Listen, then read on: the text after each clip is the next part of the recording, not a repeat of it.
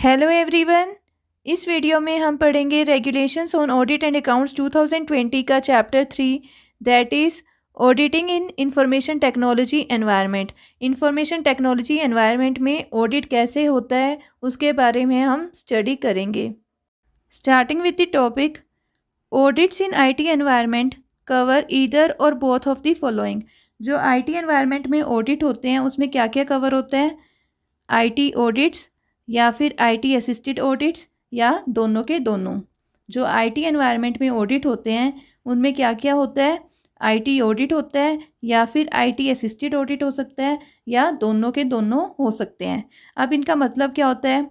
IT audit, नाम से ही पता लग रहा है कि जब आईटी का ऑडिट होता है उसे बोलते हैं आईटी ऑडिट। आईटी मतलब इंफॉर्मेशन टेक्नोलॉजी। जब इंफॉर्मेशन टेक्नोलॉजी का ऑडिट किया जाता है उसे बोलते हैं आईटी ऑडिट, यानी कि ऑडिट ऑफ आईटी सिस्टम। जब हम इंफॉर्मेशन टेक्नोलॉजी सिस्टम का ऑडिट करते हैं उसे बोलते हैं आईटी ऑडिट या फिर ऑडिट ऑफ आईटी सिस्टम। लेकिन अगर हम जो हमारे दूसरे ऑडिट्स होते हैं, अगर उन ऑडिट्स को हम आईटी सिस्टम का यूज़ करके करते हैं तो उसे बोलते हैं आईटी असिस्टेड ऑडिट्स। मतलब ऑडिट किया हमने यूजिंग आईटी सिस्टम। जब हम आईटी सिस्टम का यूज़ करके कोई ऑडिट करते हैं उसे बोलते हैं आईटी असिस्टेड ऑडिट्स। जैसे फाइनेंशियल ऑडिट हो गया, कंप्लायंस ऑडिट हो गया, परफॉर्मेंस ऑडिट हो गया, कंबाइंड ऑडिट हो गया। अगर इन टाइप के ऑडिट्स को हम आईटी सिस्टम का यूज़ करके, आईटी टूल्स का यूज़ करके करते हैं तो उसे बोलते हैं आईटी असिस्टेड ऑडिट्स। मतलब आईटी के हेल्प से जब ऑडिट किया जाता है तो उसे बोलते हैं IT assisted audits. I think आपको डिफरेंस क्लियर हो गया होगा। आईटी ऑडिट मतलब आईटी सिस्टम का ऑडिट करना, मतलब जो आईटी सिस्टम है उसको हम चेक कर रहे हैं उस आईटी ऑडिट में। लेकिन आईटी असिस्टेड ऑडिट में हम ऑडिट कर रहे हैं, कोई भी टाइप का ऑडिट हो सकता है यूजिंग आईटी सिस्टम। जब हम आईटी सिस्टम का यूज़ करके कोई भी टाइप का ऑडिट करते हैं तो उसे बोलते हैं आईटी असिस्टेड ऑडिट। अब इनको डिटेल में समझ लेते हैं। सबसे पहले है ऑडिट ऑफ आईटी सिस्टम्स, यानी कि आईटी ऑडिट, जिसमें हम आईटी सिस्टम का ऑडिट करते हैं। तो इस ऑडिट में क्या होता है? हम आईटी सिस्टम की डेवलपमेंट, इम्प्लीमेंटेशन और मेंटेनेंस को चेक करते हैं। क्या आईटी सिस्टम इतने अच्छे से डेवलप किया गया है, मेंटेन किया गया है और इम्प्लीमेंट किया गया है कि जो ऑर्गेनाइजेशन है उसके गोल्स को वो मीट कर पा रहा है, जो ऑर्गेनाइजेशन के ऑब्जेक्टिव्स हैं क्या वो पूरे हो पा रहे हैं, और जो ऑर्गेनाइजेशन की इंफॉर्मेशन एसेट्स हैं और डाटा है क्या उसे सेफगार्ड कर पा रहा है या नहीं कर पा रहा। तो हम आईटी सिस्टम का इसलिए चेक करते हैं ताकि हमें पता लग सके कि जो आईटी सिस्टम इम्प्लीमेंट किया हुआ है उस ऑर्गेनाइजेशन ने, वो उस ऑर्गेनाइजेशन के ऑब्जेक्टिव्स या जो भी गोल्स हैं उनको मीट कर पा रहा है और उसके इंफॉर्मेशन को सेफगार्ड कर पा रहा है और डाटा की इंटीग्रिटी को मेंटेन रख पा रहा है। इसलिए आईटी सिस्टम का चेकिंग किया जाता है।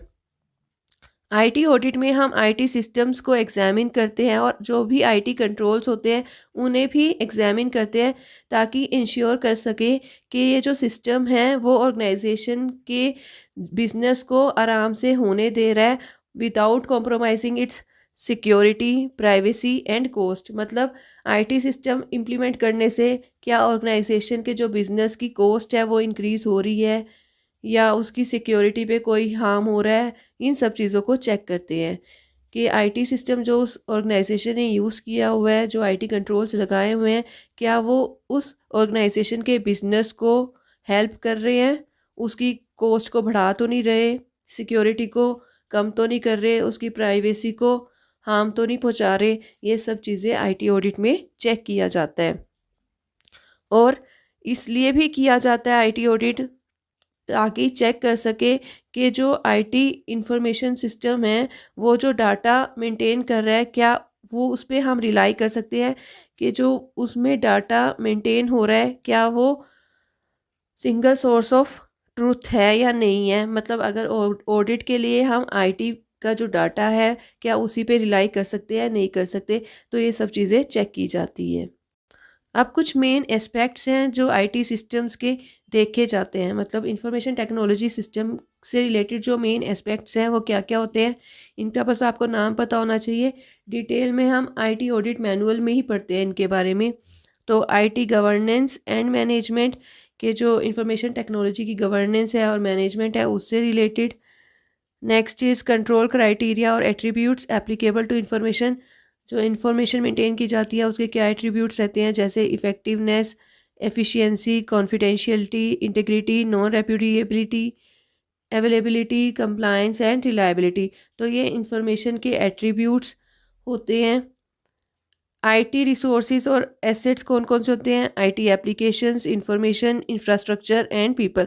अगर पूछा जाता है कि what are the IT resources, choose among the given options, तो ये ऑप्शंस सही रहेंगे। IT applications, information, infrastructure and people, these are the IT assets और आईटी रिसोर्सेज। नेक्स्ट चीज़ आईटी कंट्रोल्स। आईटी कंट्रोल्स दो टाइप के होते हैं, general controls and application controls.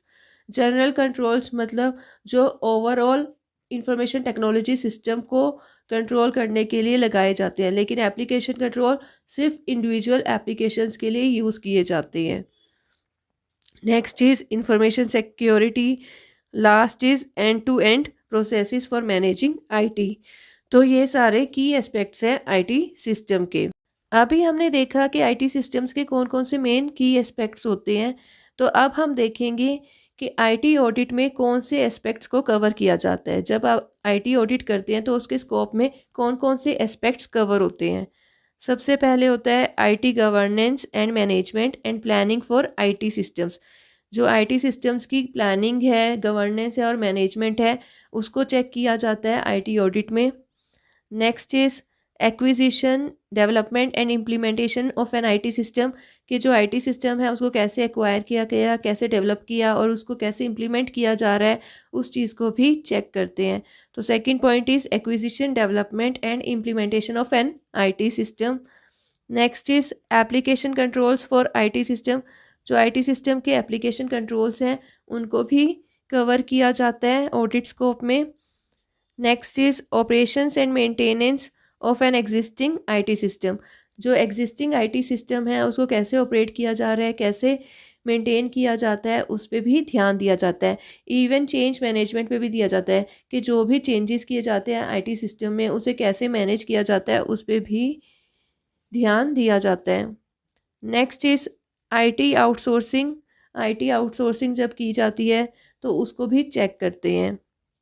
Next is information security and risk management for IT system. जो information security है उसको भी देखते हैं और कैसे रिस्क को मैनेज किया जा रहा है उसको भी चेक किया जाता है। Last is disaster recovery and business continuity planning for IT systems. IT systems की डिज़ास्टर रिकवरी और बिजनेस कॉन्टिन्यूटी प्लानिंग की जाती है और उसे भी चेक करते हैं आईटी ऑडिट में। इसका मतलब क्या होता है, देखो अगर किसी भी कारणवश किसी ऑर्गेनाइजेशन का आईटी सिस्टम ख़राब हो जाए, कोई नेचुरल डिज़ास्टर हो गया जिसकी वजह से आईटी सिस्टम ख़राब हो गया, हो सकता है ना शॉर्ट सर्किटिंग होगी या फिर कोई नेचुरल कैलामिटी की वजह से आईटी सिस्टम ख़राब हो गया, तो क्या होगा, उसकी सारी इंफॉर्मेशन डाटा उड़ जाएगा, ख़त्म हो जाएगा। तो उसकी वजह से क्या होगा, ऑर्गेनाइजेशन का बिजनेस तो ठप हो जाएगा ना। जब डाटा या इंफॉर्मेशन ही ख़त्म हो गया तो उस ऑर्गेनाइजेशन का बिजनेस भी ख़राब हो जाएगा। तो ऐसी सिचुएशन से बचने के लिए बिजनेस कॉन्टिन्यूटी प्लानिंग की जाती है, डिज़ास्टर रिकवरी प्लानिंग पहले से ही की जाती है। आईटी सिस्टम को इस तरीके से बनाया जाता है कि अगर कुछ डिज़ास्टर हो जाए तो रिकवरी प्लान हो हमारे पास, बिजनेस कॉन्टिन्यूटी प्लान हो। हम भी तो करते हैं ना, अगर हमारे फ़ोन में इतना सारा डाटा होता है, इंफॉर्मेशन होती है, लेकिन हमें पता है हमारा फ़ोन कभी भी ख़राब हो सकता है, इसलिए हम एक बैकअप प्लान बना के चलते हैं, अपना एक बैकअप रख के चलते हैं सारी अपने डाटा का। तो ऐसे ही ऑर्गेनाइजेशंस करती हैं, जब अपना आईटी सिस्टम डेवलप करती हैं, इम्प्लीमेंट करती हैं, तो एक बैकअप प्लान लेके चलती हैं कि अगर हमारा आईटी सिस्टम ख़राब हो जाता है किसी भी कारणवश तो हमारे पास बैकअप हो हमारे इंफॉर्मेशन का, डाटा का, ताकि हमारा जो बिज़नेस है वो कंटिन्यू करता रहे। मतलब हमें अपना बिज़नेस ठप ना करना पड़े। अगर उन्हें अपना बिज़नेस ठप करना पड़ गया तो फिर उनका आईटी सिस्टम ही बेकार था। तो इसलिए ये इम्पोर्टेंट रहता है, इसे भी आईटी ऑडिट में चेक किया जाता है। वैसे तो इन सब के बारे में आप बहुत ज़्यादा डिटेल में ना आईटी ऑडिट मैनुअल में पढ़ोगे। आईटी ऑडिट मैनुअल बेसिकली इसी पे बेस्ड है। जो आईटी ऑडिट किया जाता है उस ऑडिट में जो आईटी सिस्टम है उसकी एग्जामिनेशन वेरियस स्टेजेस पे की जाती है। जब आईटी सिस्टम की जो वेरियस स्टेजेस होती हैं, जैसे प्लानिंग एंड फिजिबिलिटी स्टडी, जो फर्स्ट स्टेज होती है उस पे भी हम आईटी सिस्टम को एग्जामिन करते हैं। नेक्स्ट स्टेज पे भी, जिसमें रिक्वायरमेंट स्पेसिफिकेशन होती है, ऐसे ही प्रोक्योरमेंट एंड कॉन्ट्रैक्टिंग वाली स्टेज पे भी हम चेक करते हैं। डिज़ाइन एंड डेवलपमेंट वाली स्टेज पे भी, टेस्टिंग एंड इम्प्लीमेंटेशन वाली स्टेज पर भी, ऑपरेशंस एंड मेंटेनेंस पे भी। मतलब जो डिफरेंट स्टेजेस होती हैं आईटी सिस्टम के लाइफ साइकिल की, हर स्टेज पे आईटी ऑडिट किया जाता है। मतलब जो आईटी सिस्टम है उसको अच्छे से एग्जामिन किया जाता है at every stage of its life cycle. Even जब आईटी सिस्टम अंडर डेवलपमेंट होता है या जब इम्प्लीमेंटेशन स्टेज पे होता है तब भी उसकी चेकिंग की जाती है। तो इसलिए आपको याद रखना है, जो आईटी सिस्टम का लाइफ साइकिल होता है और उसकी जो डिफरेंट स्टेजेस होती हैं, उन हर स्टेज पे हम आईटी सिस्टम को चेक करते हैं इन दी आईटी ऑडिट। आईटी सिस्टम की जो डिफरेंट स्टेजेस होती हैं, यानी कि उसकी जो लाइफ साइकिल होती है, उसको कंप्लीट डॉक्यूमेंट के फॉर्म में रखा जाता है। ये ऑर्गेनाइजेशन की ड्यूटी होती है कि कंप्लीट डॉक्यूमेंटेशन करे हर स्टेज की, जैसे planning, acquisition, design, development, implementation, delivery and support, monitoring and evaluation. ये जो पूरी लाइफ साइकिल होती है आईटी सिस्टम की, उसकी कंप्लीट डॉक्यूमेंटेशन रखनी पड़ती है। और जब आईटी ऑडिट होता है, इन डॉक्यूमेंट्स को भी चेक किया जाता है। जो आईटी सिस्टम की पूरी लाइफ साइकिल है उसकी स्टेजेस की डॉक्यूमेंटेशन को भी आईटी ऑडिट में चेक करते हैं।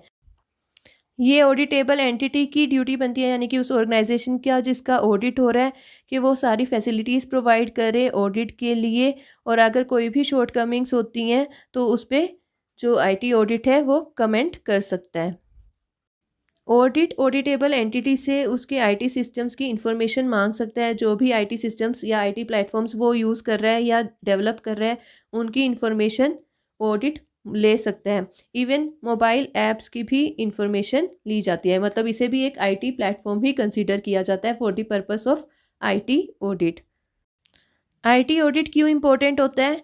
जब कोई आईटी सिस्टम न्यूली इम्प्लीमेंट किया जाता है, मतलब कोई न्यू आईटी सिस्टम इम्प्लीमेंट होता है या फिर किसी एग्जिस्टिंग आईटी सिस्टम में चेंजेस लाए जाते हैं, तो चेक करना पड़ता है कि क्या वो सिस्टम डाटा की इंटीग्रिटी, रिलायबिलिटी को इस्टेब्लिश कर पा रहा है या नहीं कर पा रहा। इसलिए आईटी ऑडिट करना ज़रूरी होता है जब भी कोई नया आईटी सिस्टम इम्प्लीमेंट किया जाता है या फिर किसी एग्जिस्टिंग आईटी सिस्टम में चेंजेस किए जाते हैं। Next is IT assisted audits. जब आईटी सिस्टम का यूज़ करके ऑडिट किया जाता है उसे बोलते हैं आईटी असिस्टेड ऑडिट्स। यानी कि जैसे अगर हम कोई फाइनेंशियल ऑडिट कर रहे हैं लेकिन उसमें आईटी टूल्स का यूज़ कर रहे हैं, तो यानी कि हम क्या कर रहे हैं, फाइनेंशियल ऑडिट कर रहे हैं यूजिंग आईटी सिस्टम, तो वो क्या हो गया, एक आईटी असिस्टेड ऑडिट हो गया। तो इन ऑडिट्स में हम क्या करते हैं, वेरियस आईटी टूल्स का यूज़ करते हैं। जो हमारे ट्रेडिशनल डाटा एनालिसिस टूल्स हैं उनको तो यूज़ करते ही करते हैं, उनके साथ हम आईटी टूल्स का भी यूज़ करते हैं, तब उसे बोलते हैं IT assisted audits. In audits में जो एनालिसिस है वो उस डाटा पे किया जाता है जो ऑडिटेबल एंटिटी प्रोवाइड करती है या फिर कोई एक्सटर्नल या थर्ड पार्टी प्रोवाइड करती है, तो उस डाटा को अच्छे से एनालाइज किया जाता है। जो आईटी कंट्रोल्स होते हैं या फिर नॉन आईटी कंट्रोल्स होते हैं, उनकी एडिक्वेसी और इफ़ेक्टिवनेस को चेक किया जाता है ताकि डाटा की रिलायबिलिटी को इंश्योर कर सके। यानी कि यहाँ पे आईटी कंट्रोल्स और नॉन आईटी कंट्रोल्स दोनों की इफ़ेक्टिवनेस और एडिक्वेसी को चेक किया जाता है डाटा की रिलायबिलिटी को देखने के लिए। जो भी इंसाइट्स मिलते हैं डाटा एनालिसिस करके, उनको हम ऑडिट्स की प्लानिंग, कंडक्टिंग और रिपोर्टिंग के लिए भी यूज़ कर सकते हैं। लास्ट पॉइंट इज़ कि ऑटोमेशन में कितने गैप्स हैं, कितनी ऑफलाइन डॉक्यूमेंटेशन की गई है, और जो कंट्रोल्स हैं आईटी कंट्रोल्स या नॉन आईटी कंट्रोल्स, उनकी कितनी इफ़ेक्टिवनेस है। इन सब चीज़ों पे डिपेंड करता है कि जो भी डाटा एनालिसिस की फाइंडिंग्स हैं उस पे कैसे रिलाई कर सकें, और उसकी जो रिलायबिलिटी होती है उसको वैलिडेट किया जाता है थ्रू एग्जामिनेशन। फील्ड एग्जामिनेशन की जाती है या फिर कुछ केसेस की सैम्पलिंग करके वेरिफिकेशन की जाती है। इस चैप्टर में इतना ही था। आई होप आपको समझ आया हो। अगर वीडियो अच्छी लगी हो तो लाइक करना, शेयर करना और चैनल को सब्सक्राइब करना। Thank you.